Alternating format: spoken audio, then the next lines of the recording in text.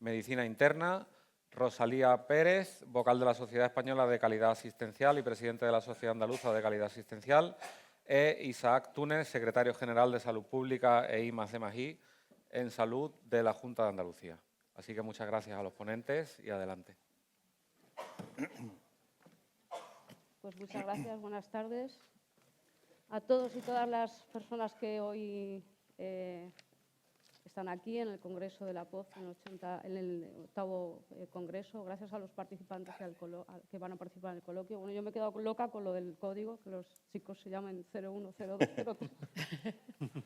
Claro, los demás tenemos que bajar al scroll, ¿no? Y nuestra edad, buscarla ahí en una lista interminable y mejor no decir hasta qué número tenemos que bajar. Pero bueno, no os presento porque el presentador ya lo ha hecho, pero agradeceros mucho vuestra participación. Vamos a intentar ser determinantes, que es nuestro nombre de la mesa, determinantes sociales y medioambientales, pero vamos a intentar ser determinantes también con el tiempo, porque el tiempo corre además en contra, ¿no?, de esos determinantes sociales y medioambientales. Pero sobre todo que a lo largo de la mañana de hoy se ha hablado mucho de los códigos postales, por ejemplo, depende del sitio donde vivas, pues tienes unos determinantes sociales o medioambientales, o un acceso distinto o más o menos complicado, ¿no?, a acceso a los servicios pues de salud o de otro tipo, ¿no? Yo, si os parece, vamos a consensuar una metodología y vamos a empezar quizás con una primera pregunta para todo el equipo, vamos a llamarnos equipo. Empezaremos por Isaac, si os parece, y de Isaac hacia mí, respondiendo y fijando un poco posiciones en una pregunta común para todos, en el que también nos haga un poco, bueno, establecer el marco de lo que va a ser el debate, ¿no? Y al final, bueno, Isaac, ¿cómo afectan los determinantes sociales y ambientales? Pues la parte de los recursos económicos disponibles, la parte de medio ambiente, de la calidad del aire, etcétera, etcétera, etcétera, la gestión y prevención de enfermedades crónicas. Ahí me lo dejas. Ahí te lo suelto, ¿eh? Pues, primero, buenas tardes, muchas gracias, Alicia. Gracias a la organización, ¿no?, por invitarme. Yo voy a procurar no extenderme mucho, porque aunque no soy joven, pero por aquello de lo que sí soy, que no es ser secretario general, eso es un accidente en mi historia, empiezo a hablar y empiezo a venir arriba y entonces puedo yo acaparar, no una hora, eso puede ser hasta corto, ¿eh? Me puedo asimilar a Castro en sus mejores discursos, ¿eh? Entonces, vamos a evitar eso. Pues ¿no? empezamos bien, Isaac.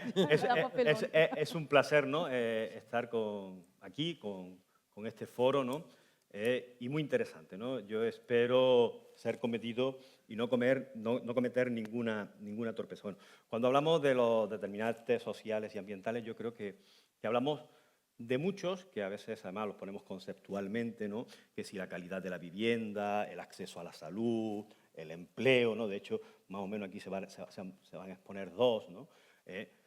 La educación, como digo, el acceso a alimentos saludables, etcétera, que cuando uno los analiza de entrada ya ve que no son independientes, son interdependientes. Uno nos puede llevar a otro, ¿no? Si nos centramos en algún ejemplo, me han dicho que hay unos tiempos tasados para esta primera intervención. Bueno, yo voy a tomar un par de ejemplos, ¿no?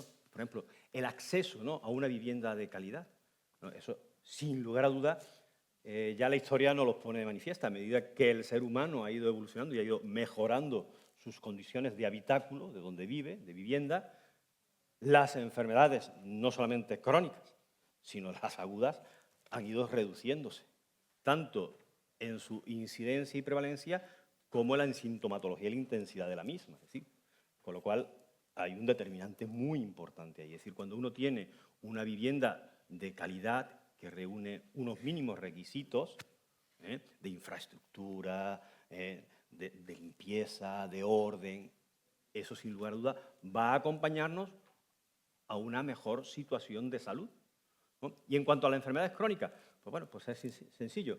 Si no tenemos una vivienda con esas cualidades, pues tendremos problemas respiratorios, tendremos procesos respiratorios que se cronifican, ¿no? Y aquí, pues seguro que hay más expertos en estas materias que yo, ¿no? pero bueno, los fenómenos alérgicos, del polvo, la posibilidad de otro tipo de contaminantes, ¿no? Y de la mano de eso, pues hay otra cuestión que uno pone como determinante social, ¿no? La cuestión económica. No, pues sí, es un determinante muy importante, ¿no? ¿Por qué? Porque determina de entrada la posibilidad o no de tener una vivienda digna. ¿Y dónde se ubica, ¿no?, ese código postal? ¿Dónde se ubica esa vivienda? Y donde se ubique esa vivienda nos va a permitir el acceso a unos determinados sistemas de salud, a unos servicios de salud, a unos servicios de limpieza de la zona. Entonces, la economía es importante ya desde el punto de vista de lo que nos puede proveer si tenemos una economía estable, una buena economía saneada. Pero es que si nos vamos a la situación de inestabilidad económica, tenemos todo el fenómeno que nos puede generar ese estrés, esa inseguridad, ¿no? Es decir, que también a veces se nos olvida y ese estrés va a traer consigo que se agudicen muchos problemas crónicos, ¿no? Entonces, es muy interesante. Y me van a permitir un tercero, Vale. la educación. Esa es fundamental. ¿Vale? Es decir, es simplemente para que uno vea cómo se pueden enlazar las cuestiones, ¿no? Que a veces parece que son indiferentes. No, la educación. Pues la educación nos puede permitir, si tenemos un buen nivel de educación, poder acceder a una mejor condición económica y poder acceder a una mejor situación de vivienda, ¿no? Va de la mano. Pero además nos permite tener un conocimiento, si me lo permiten así, de lo bueno y de lo malo, es decir, de qué es saludable y de qué no es saludable, qué es una conducta de riesgo y qué no lo es decir, tener más conciencia y, por lo tanto, poner medidas preventivas. Y ya está, ya no sigo. Muy bien, no, perfectísimo, Isaac. Perdón. Muchísimas gracias. Nos quedamos ahí un poco, yo creo, ¿no? con la idea clave de la interdependencia. Rosalía, y tu Pues posición ahí. reitero también las gracias por Claro. estar aquí con vosotros en este foro tan importante. Le tengo que decir a Isaac que medio me ha pesado lo que has dicho, porque vamos, yo tenía más o menos pues, pensado hablar pues, de lo mismo, ¿no? De lo que es la vivienda, de lo que es el empleo. Lógicamente, reiterando lo que él dice, si no tenemos una vivienda digna, los factores condicionan muchísimo el tener una buena salud. Si además vivimos en una zona que tiene problemas de contaminación, hay problemas de hacinamiento, pues lógicamente eso también lo condiciona. Después el empleo, un empleo estable nos da, la palabra lo dice, estabilidad a todos. Cuando tenemos acceso a un empleo digno donde podemos tener cubiertas todas nuestras necesidades, entre ellas la salud, que es la más importante, por supuesto, pues claro, es que va todo concatenado. Son cuestiones que no pueden estar una en un lado y otra otro. Necesitamos un todo y tenemos que intentar que esto se dé de alguna manera y que haya medios para que no haya ningún tipo de diferenciación entre esas personas que desgraciadamente no tienen esa vivienda digna, que no tienen esa estabilidad económica, que no tienen la educación, como también bien decía Isaac. La educación es importantísimo, no es lo mismo a las personas que se les puede educar, decir cómo tienen que tener una salud en condiciones, cómo pueden tener hábitos saludables. Va totalmente todo unido. Yo creo que no hay nada más importante que esas tres cuestiones que son las más importantes. Igual se me queda alguna, pero también tengo que dejarle algo también a mi compañero, porque si no... Gracias, Rosalía. Me quedo con rescatar la educación, ¿no? como un importante pilar. Adelante. Pues buenas tardes, muchas gracias, Alicia, también por contar con la Sociedad Española de Medicina Interna. Y bueno, la verdad es que tanto Isaac como Rosalía, cada vez que vas interviniendo te cuesta más encontrar aspectos porque yo creo que los resumíamos todos muy parecidos, pero bueno, voy a, si me permitís, enfocar el lado desde un punto de vista un poco personal del día a día de lo que puede vivir un médico internista que asiste pacientes en el hospital y de todos los factores que ya comentaba Isaac que probablemente están interrelacionados y que ha dicho Rosalía. Tal vez a nosotros el que más nos ha marcado en los últimos años es la soledad no deseada de los pacientes. Yo me acuerdo cuando era un joven internista, me estaba formando en el Hospital de Marañón, pues los pacientes ingresaban por una neumonía y tú le tratabas la neumonía, le dabas el alta, el paciente mejoraba. Bueno, pues ahora si un paciente de 87 años que vive solo ingresa a un hospital con neumonía, le pones el antibiótico, mejora la neumonía, pero no puede caminar, tiene dificultades para volver a su domicilio y poder hacer sus cosas. para poder convivir como convivía hacía 15 días y tienes que buscar recursos, ¿no? Tienes que buscar recursos para intentar mejorar y que alcance ese nivel de vida que tenía, ¿no? Y esto está siendo muy complicado en los hospitales, es decir, necesitamos muchos recursos sociales. De hecho, ahora cuando ya se enseña la medicina, pues antes preguntábamos por la alergia, por los factores de riesgo, y ahora una de las preguntas que decimos a nuestros residentes es pregunta con quién vive el paciente, ¿no? Prácticamente si un paciente te dice, independientemente por lo que ingrese a un hospital o consulte, que vive solo, y es un paciente mayor, por encima de 85 años, pues las cosas se complican enormemente y tienes que trabajar con los demás, con voluntarios, con trabajadores sociales. Por tanto, para mí es uno de los factores tal vez que más en el día a día nos encontramos, ¿no? Desde la medicina interna. Y a veces hay una frase que decimos, es más fácil para un paciente mayor desvalido acceder a un servicio de urgencias que a una residencia, ¿no? Y el sistema sanitario tal vez, y el sistema sociosanitario tal vez tendría que integrarse un poco para mejorar la calidad de vida y la salud de las personas y hacer que nuestro sistema sanitario fuera más sostenible, ¿no? Y ahí lo dejo. Muchas gracias, bueno, es un buen comienzo, muchísimas gracias. Vamos con Tomás. Bueno, buenas tardes a todos. A ver, poco se puede decir ya, aparte de lo que han dicho mis compañeros de mesa.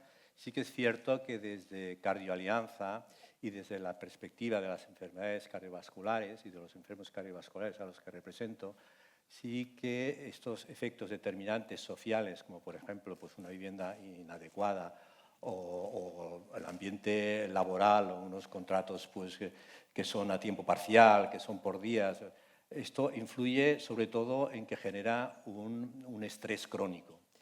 Y el estrés como tal es uno de los factores más importantes determinantes para las enfermedades cardiovasculares. Entonces tengo que decir que sí, que efectivamente condiciona mucho en la prevención, condiciona en el diagnóstico precoz y condiciona a las personas que ya hemos tenido un evento cardiovascular estos factores medioambientales, el estar, pues no sé, en una zona que no tengas zonas para poder ejercitar deporte, para no poder hacer una actividad física, y también influye, como no, pues en la alimentación, en muchas cosas, ¿no? Entonces, efectivamente, todos estos factores determinan mucho, sobre todo en el campo de los enfermos cardiovasculares, tanto la prevención como las enfermedades.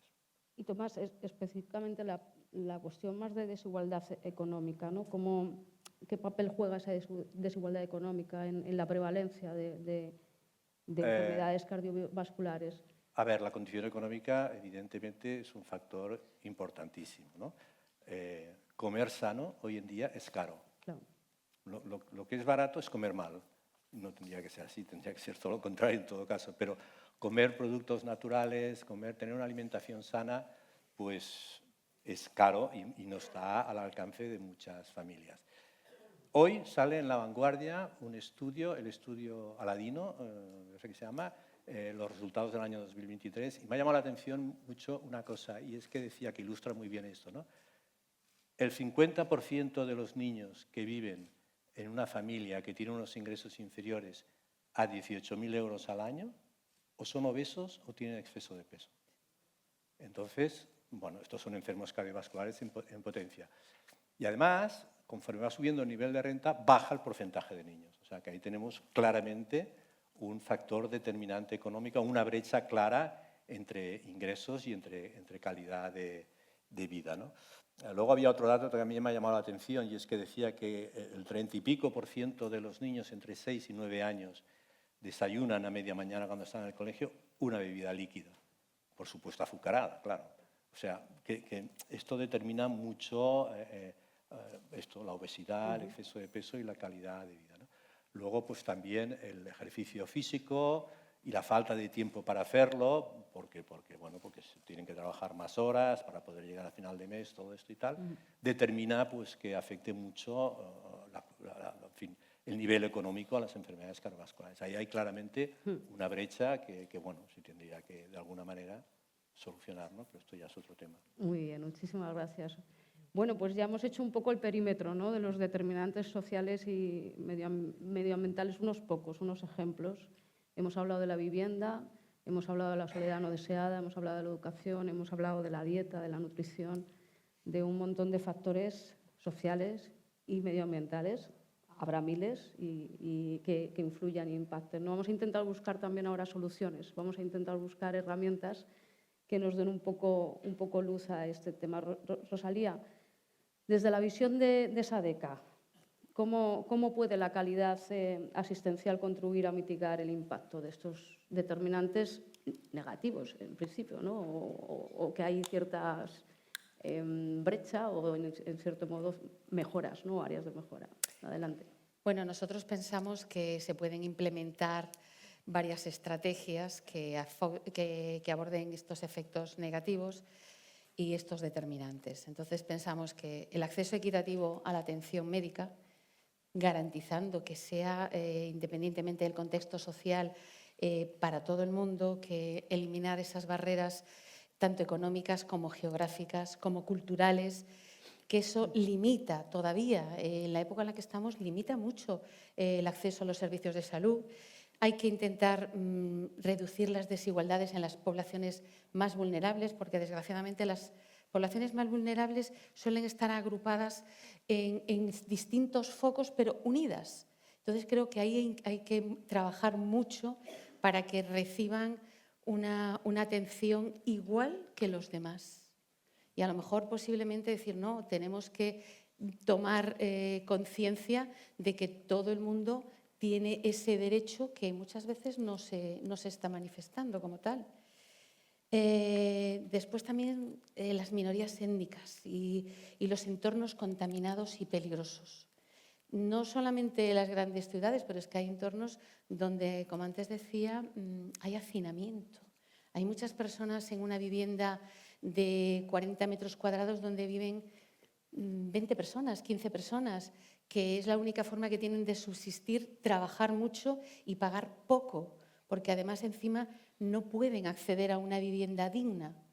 Y eso también limita muchísimo. Entonces, creo que hay que trabajar mucho esa estrategia para que tengan una buena atención. Después también hay otra cosa, es que tengo un pequeño guión, todo tengo que decirlo porque no quiero que se me olvide nada o casi nada. Las herramientas para identificar los determinantes sociales que afecten negativamente a la salud. En el caso que decía antes, el desempleo, que se me ha quedado atrás, la falta de educación, la inseguridad alimentaria. Entonces, hay sistemas de cribado que pueden evaluar estos factores para ver cuál es la estabilidad económica, el entorno familiar. Yo creo que ahí juegan un papel importante, se juega importante a nivel sociosanitario. Ahí tienen mucho que decir los trabajadores sociales, los centros de salud. Suele haber siempre un trabajador social que intenta agrupar y ver cuáles son las necesidades reales. Me he quedado con la copla tuya del tema de la soledad, importantísimo, y casi siempre va unido a esa desigualdad. No nos acordamos de esas personas mayores que están solitas, pero solitas en todos los aspectos, y cuando están malitas, ¿qué hacemos con ellas? Pues también. Luego un poco también el tema de promocionar la prevención y la educación en salud. Es importante porque, tal como decía el compañero, hay que promover las vacunaciones, que parece que nos hemos estado olvidando y que hay muchas campañas de vacunación, pero no llegan a toda la población porque a veces pues van a educación infantil, van a los colegios e informan, pero aún así no es suficiente. Creo que todavía hay que trabajar muchísimo ese factor. La alimentación, por supuesto, lo de que los niños con familias con un poder adquisitivo menor son más obesos, es una realidad y además lo estamos escuchando constantemente. Hay que educar en salud, pero también hay que darle medios. Es que tú puedes educar muy bien en salud, pero si lo que entra en esa casa son 500 euros al mes, de poco vale. Entonces, creo que ahí tienen un papel importante también las instituciones. Después también la actividad física. Es muy importante que la actividad física a nivel cardiosaludable es importantísimo. Después también abordar trabajar con otros sectores, con las políticas de vivienda, con el medio ambiente, con servicios sociales. Un poco me reitero todo porque es que es un todo que va unido. Hay una cuestión también que nos preocupa mucho, que son las necesidades individuales. los problemas que hay para transporte y la inseguridad laboral que decía antes, que afecta mucho para los pacientes que puedan asistir a sus citas, a los centros hospitalarios, para modificar sus estilos de vida. Hay que acercarse, está hablando ahora mucho de telemedicina, pero yo creo que también hay que ir mucho a los domicilios de esas personas que tienen barreras arquitectónicas, que no se pueden mover. Creo que hay que promover todo esto. Y bueno, nosotros entendemos que eso es muy importante y prioritario para una buena calidad sanitaria. Claro. Es que creo que tenemos que interrelacionarnos, intercomunicarnos todos para poder llevar esto a cabo. Se ve a lo mejor que esto es lo que queremos todos, es un hándicap, pero creo que se puede hacer. Claro. Y creo que ahí tienen mucho que decir a nivel político. Los que nos dirigen son los que nos dirigen y los que hacen las cuestiones para que podamos comer más y mejor y que pueda haber más ingresos y que haya una política buena de empleo y que haya buenas viviendas, está en manos de otras personas. Pero bueno, lo poco que podamos hacer por nuestra parte creo que es importante y desde luego nosotros intentamos que eso sea así y ver que la gente se está implicando, sobre todo los profesionales sanitarios y sociosanitarios que nosotros conocemos de nuestras asociaciones, se implican mucho y cada vez uno se da cuenta de que la generación está cambiando y que se está mucho más vulnerable y se entiende mejor los problemas de los demás. La gran mayoría, ¿eh? A veces hay un porcentaje pequeño que no quiere enterarse. Me alegra conocer esto, ¿eh? Lo que hay un porcentaje que no quiere enterarse, pero bueno. Pero seguimos siendo, en cierto modo, comunitarios y sensibles a los problemas de la comunidad. Me alegra saber esto porque tenemos la percepción a veces de ese individualismo, ¿verdad? Pero vamos, que me alegra tener que hay otras percepciones.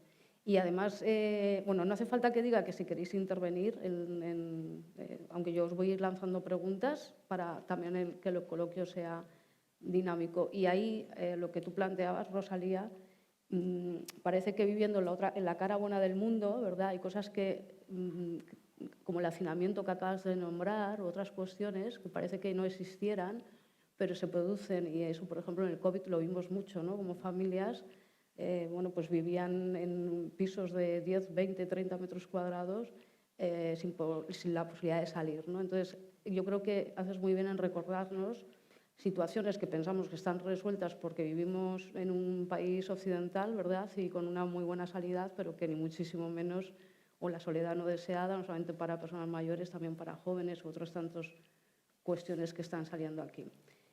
Avanzando, si queréis, Isaac, te voy a dar la palabra. Tienes un poquito más de margen que antes para que tú puedas, como decías antes, hacer tu discurso que consideres o tus opiniones.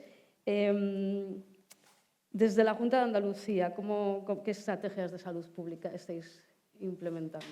Bueno, ya no solamente porque me está haciendo la pregunta, sino porque también aquí ya han metido cuña, ¿no? con la cuestión política. Yo, lo primero que quiero decir, yo no sé cómo lo entienden las demás personas, ¿no? que participan en la gestión. Yo soy un convencido de que cuando uno está aquí, lo que está es gestionando, ¿no? Es decir, y para nada, y ahí discrepo, es que lo que nosotros hacemos esté lejos o sea diferente de lo que allí se necesite. Porque lo que aquí tenemos que hacer debería ser buscar los cauces para dar la respuesta a la ciudadanía, ¿no? Que es a quien nos debemos desde el minuto cero. Eso yo lo tengo grabado en mi ADN. Luego tendremos más acierto, menos acierto, habrá más posibilidad de implementar cuestiones y menos, bueno, porque el mundo en sí mismo es muy complejo, ¿eh? Es bastante más complejo de lo que uno puede llegar a entender, pero sí se hacen cuestiones, ¿no? Y sí se van dando pasos que van alineando y que van apuntando a la importancia que tiene todo el mundo de la salud pública, ¿no? Porque yo lo que primero traería aquí es, y a lo mejor es muy desconocido, es el mundo de la salud pública. Es decir, estamos acostumbrados a hablar de salud y cuando hablamos de salud hablamos del enfermo, ¿no?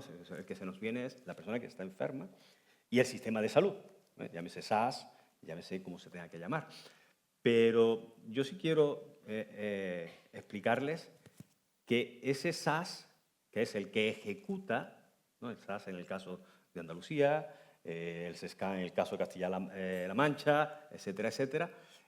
Ejecuta porque hay unas políticas cuyos pasos los marca salud pública. Los marca en base a todo lo que se estudia. Entonces, muy importante estudiar, analizar cómo evolucionan las cuestiones. Es decir, algo que se nos olvida es que siempre, ¿no? Pero en el momento actual que vivimos una sociedad extraordinariamente dinámica. Es decir, evoluciona, ¿no? Yo, cuando estaban diciendo lo del el 06 y el 07, decía, bueno, yo no tengo número, ¿no? Yo estaría fuera de ese número, ¿no? Es decir, yo ya, aunque me siento joven, pues soy joven, a pesar de estar calvo, pero ya tengo una edad, ¿no? Pero las cosas van evolucionando, y van evolucionando de muchas maneras, y yo creo que van a estar de acuerdo conmigo, y hay que estar pendientes, porque eso es lo que genera la sensibilidad y el pulso que tienen que tener los gestores. Evolucionan, primero, porque hemos mejorado tecnológicamente mucho y somos capaces de diferenciar, ¿no? Yo pongo un ejemplo, ¿no? Y espero que seguro alguno pues, se siente tocado, ¿no? Pero, por ejemplo, cuando uno habla del Alzheimer, ¿no? Es decir, mucha gente se para y dice, oye, ¿y es que antes no existía el Alzheimer? Pues probablemente existía muy poquito, por no decir que no existía. Sí, porque el primer caso tipificado pues, es de principios del siglo pasado, ¿no? ¿Y eso por qué se da? Bueno, pues porque ha evolucionado el conocimiento y nos permite sacar esa patología del resto de patologías, de demencia, etcétera, y le ponemos un nombre específico porque tiene unas características específicas. Pero aparte nos encontramos con una cuestión que el número incrementa porque la expectativa y la esperanza de vida ha incrementado. Es decir, se nos olvida, pero si uno va a los libros, la edad media, no siempre ha habido gente muy longeva, pero la edad media de vida, perdón, la edad media, la esperanza media de vida, a principios de 1900, era en torno a unos 50, 55 años. En la época romana era de 30 y tantos. A finales de 1900 y en el 2000 habíamos duplicado. Es decir, lo que no se había hecho en un montón de siglos, se hizo en un siglo. Eso genera que hay mucha gente y eso genera que determinadas patologías asociadas a la edad son evidentes, ¿no? Entonces, es muy importante seguir haciendo esos estudios. ¿Y cómo se hacen esos estudios? Bueno, implementando estrategias, ¿no? Que era la pregunta. ¿Y cómo lo hacemos desde la Junta de Andalucía? Pues como cualquiera, mediante estrategias, planes y programas, que luego hay que acomodarlos, desafortunadamente, a los recursos y a la realidad, ¿sí? ¿No? Porque todo tiene un valor. Es decir, vivimos en una sociedad donde todo tiene su valor. Y yo podría poner muchos ejemplos, ¿no? Pero me van a permitir pues, 2 ejemplos, ¿no? Que he anotado yo aquí, ¿no? El Plan Andaluz por el Clima, ¿no? Donde bueno, pues, se está trabajando mucho, alineado pues, con todo lo que es el Pacto Verde Europeo, todo lo que es el Acuerdo de París, la Agenda 2030 de las Naciones Unidas. ¿Por qué? Porque dentro de todos estos determinantes, se ven muy afectados por las cuestiones climáticas. Es decir, y sobre todo las áreas, las zonas o las personas más vulnerables y sensibles. Es decir, porque indudablemente y desafortunadamente, cuando hay algo que afecta, siempre al débil le va a afectar más. Entonces, cuando, por ejemplo, hablamos del cambio climático, eso ya nos implica a que hay que empezar a ver el concepto salud, que a lo mejor mucha gente lo ha tenido siempre así, e incluso cuando uno lee las definiciones de la OMS son estupendas, pero a lo mejor no lo conocemos en el día a día. Hay que verlo no solamente con la cuestión de las enfermedades, hay que vernos que verdaderamente el cambio climático tiene un impacto en la salud. Y uno puede decir, pero ¿eso implica que puede haber más infecciones? Pues sí, porque hay un movimiento en los ecosistemas de animales, de seres vivos, que traen consigo que porten agentes que desencadenan infecciones, ¿no? Y no voy a entrar en alguna que ya es polémica aquí en Andalucía, ¿no? Llámese fiebre del Nilo. Es decir, uno dice, porque nadie se ha preguntado a lo mejor por qué se le llama fiebre del Nilo. Porque viene del Nilo. Y uno dice, ¿y cómo ha llegado aquí? Porque lo transmiten las aves migratorias y empiezan a desplazarse y empiezan a entrar en otro ecosistema y a partir de ahí pues empieza a correr.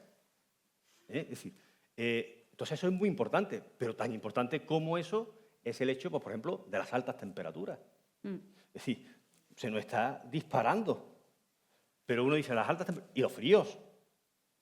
Sí, porque las altas temperaturas son muy sonadas. ¿Por qué? Porque estamos en verano y todo el mundo está pendiente de la televisión, a lo mejor más que del frío o de las inundaciones. Es decir, y todo eso hay que verlo de una manera holística, integrada. Es decir, entonces es muy importante y estamos trabajando en ese. Estamos trabajando en una estrategia, como digo, de promoción de una vida saludable. Es que ya está aprobada, se ha aprobado, se ha presentado en este año y es un enfoque integral de la salud. Integral, y uno dice, integral, sí, aquí se ha hablado, y lo hemos dicho, es decir, integral, porque, por ejemplo, en el desarrollo de esa estrategia han intervenido diferentes consejerías. Es decir, ha habido una interrelación que se llama intersectorial. ¿Por qué? Porque cuando uno habla de vida saludable, tiene que hablar de ejercicio, tiene que hablar de formación, es decir, tiene que hablar de muchas otras cuestiones que no solo afectan a salud directamente. Y ahí, por ejemplo, la parte más de ordenación, ¿no? de estrategia, a través de planes estratégicos, de programas, etcétera, etcétera, que son súper necesarios, que a nivel de la administración, obviamente, articulen todo ese marco normativo y también de estrategia para saber por dónde canalizar los esfuerzos, los recursos y la toma de decisiones, ¿no? Ese sería un poco, digamos, como la necesaria gestión y buena gobernanza de las administraciones para poder desempeñar todo esto. Pero por falta de tiempo e intentando escuchar también la parte más en este caso, del médico que está aquí de la atención a pacientes, lo digo porque me acabo de enterar que además es el médico internista de mi centro de salud, con lo cual, si os parece, y luego ya rematamos, vale. Creo que quedan 10 minutos, recordarme más o menos, quizás menos. Contigo, Manuel, y después acabamos ya con una ronda para todos, ¿parece? Muy bien, gracias, Alicia. Entonces, Manuel, ¿qué herramientas y enfoques desde la práctica diaria, ¿no? Desde la SEMI? Sí, desde la relación médico-paciente cercana, pues la primera herramienta que desde una sociedad pues queremos impulsar es esa valoración integral, ¿no? Es decir, que cuando te encuentras con el paciente no te ocupes solo del problema biológico de la enfermedad, sino que hagas una valoración pues, de su situación funcional, de sus necesidades sociales, de sus hábitos. Y esto a veces lo tienes que hacer en ayuda por falta de tiempo con otros profesionales, como son las enfermeras, con lo cual el trabajo multidisciplinar con esa valoración integral es lo que desde la SEMI pues, proponemos como una herramienta transversal para mejorar esa identificación de las cosas que necesita el paciente, ¿no? Esos factores socioambientales que van a condicionar su pronóstico y que van a influir en su enfermedad. Por otro lado, la necesidad del trabajo en equipo con otros profesionales sanitarios. Es decir, los pacientes tienen múltiples necesidades, no solo nuestros tratamientos farmacológicos, nuestras pruebas diagnósticas que indicamos los médicos, sino que tenemos que individualizar ese plan terapéutico y muchas veces necesitamos necesidad de ejercicio para mejorar la situación del paciente, necesitamos mejorar su nutrición con la ayuda de un nutricionista, sus aspectos psicológicos con un psicólogo. Por tanto, esa valoración multidisciplinar que a veces las tenemos en el hospital o a veces las tenemos con recursos comunitarios, como decía Rosalía, buscarlas para dar lo que llamamos también los internistas la continuidad asistencial, ¿no? Intentar que nosotros como internistas que vemos un paciente hospitalizado o una consulta especializada, nuestro acto no se quede ahí, sino que se transmita ese acto hacia la comunidad con otros profesionales y ahí desde luego pues, nuestros interlocutores son los médicos generalistas que están al otro lado, que son los médicos de atención primaria, trabajar mucho con ellos. Y en aquellos casos donde no se puede llegar, el paciente que está frágil y atención primaria no puede llegar y el paciente requiere un tratamiento desde el punto de vista hospitalario, fomentar lo que decía Rosalía, la asistencia domiciliaria, ¿no? También la evaluación de los cuidados paliativos. A veces el paciente con enfermedades avanzadas necesita sus cuidados y ahí pues, también tenemos que estar los médicos generales fomentando ese cuidado, de tal manera que tengamos que acompañar a ese paciente para intentar aliviar su sufrimiento o mantener su calidad de vida en todo lo posible. De esta manera yo creo que podemos conseguir pues, un concepto de, a veces habla mucho de One Health, pero también one medicine, ¿no? Es decir, una medicina única, no a veces fragmentada, como ocurre, ¿no? Que te ve el cardiólogo, el neumólogo, el médico de primaria. No nos coordinamos, el paciente recibe múltiples pruebas, múltiples tratamientos, que encima a algunos le sientan mal o desarrollan efectos secundarios. Por tanto, sí que promovemos esa coordinación y continuidad asistencial. Y, por supuesto, lo que decía Isaac, tenemos que evaluar lo que hacemos, porque muchas cosas que hacemos los médicos a veces no son tan útiles para el paciente, o el paciente que estáis al otro lado no la siente como su prioridad, ¿no? A veces los médicos pensamos que lo prioritario para un paciente es una cosa y los pacientes perciben la enfermedad y la sufren de otra manera, y a veces las necesidades y lo que él percibe el médico es diferente a lo que necesita el paciente, con lo cual tenemos que también conocer vuestra opinión de lo que hacen los médicos, de que si estamos aportando valor para que nuestro sistema sea, pues, de máxima calidad. Perfecto. Pues muchísimas gracias. Vamos entrando un poco en la recta final. ¿Sí? Quedan 7 minutos. Sí, vale, pues entonces ya cambio de guión, pero me dejáis que pregunte a Tomás, que sería un poco para acabar la ronda, ¿no? También Tomás, como un representante de una organización de pacientes, Tomás, ¿cómo tú crees que los sistemas de salud pueden mejorar la identificación y el abordaje de estos determinantes sociales, si quieres, por centro? Yo pienso que, a ver, el servicio de salud ha de ir acompañado siempre de un servicio social, es decir, ha de ir integrado y conjuntamente. Yo creo que es muy necesario, se ha dicho algo aquí de que el médico pregunta si aquella persona vive sola, qué ambiente familiar tiene, qué ambiente social tiene. Creo que es muy importante que tenga que ir combinado totalmente el servicio de salud y el servicio social, ¿no? La ayuda de los sociales creo que tendría que estar pues dentro de los centros de asistencia primaria y en combinación con el médico de asistencia primaria. Después, bueno, hay toda una serie de determinantes, de factores, como puede ser la alimentación, el ejercicio físico, por ejemplo. En los niños el deporte escolar prácticamente ha desaparecido de las escuelas.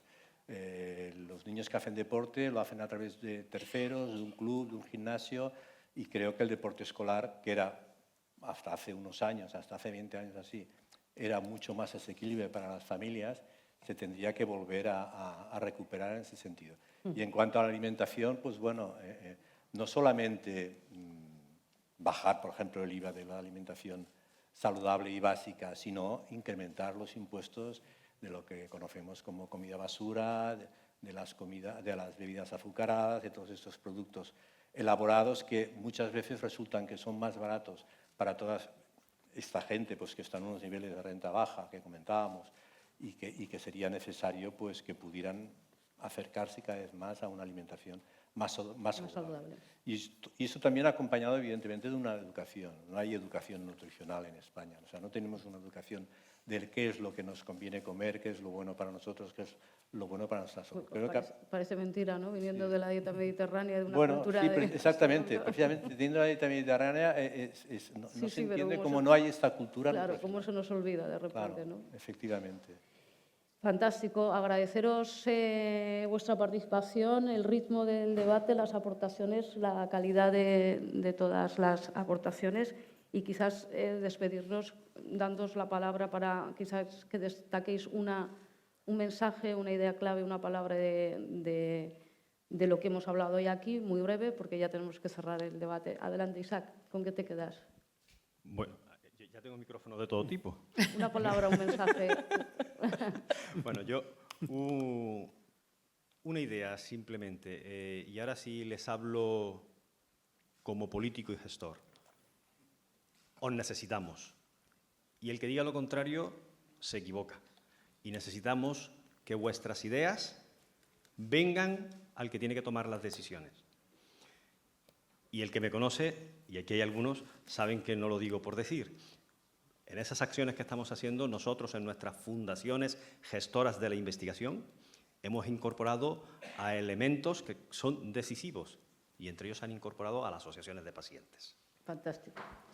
Rosalía, una palabra, una idea clave, nada más. Yo creo que tenemos que seguir trabajando todos, juntos, unidos, también, lógicamente, como tú dices, con los políticos, en pro de la salud. Y porque tenemos que ver todo de forma holística, que hacía mucho tiempo que no escuchaba la palabra, pero me encanta, por los tratamientos holísticos.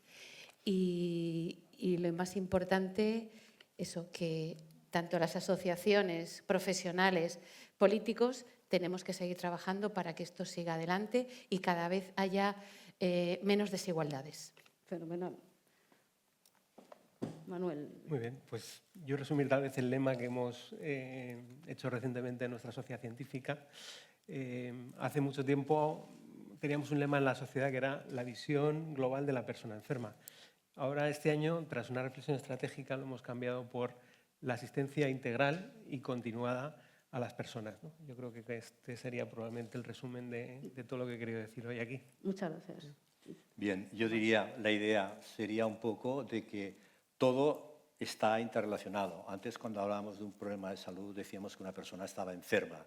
Y yo pienso que esto, en los tiempos actuales, se ha superado totalmente. Es decir, hemos hablado del medio ambiente, hemos hablado de la vivienda, todo está muy relacionado y todo influye en nuestra calidad de vida y, por tanto, en nuestra salud. No lo olvidemos. Pues agradeceros una vez más y buenas tardes y gracias a todos los participantes por vuestra atención. Gracias.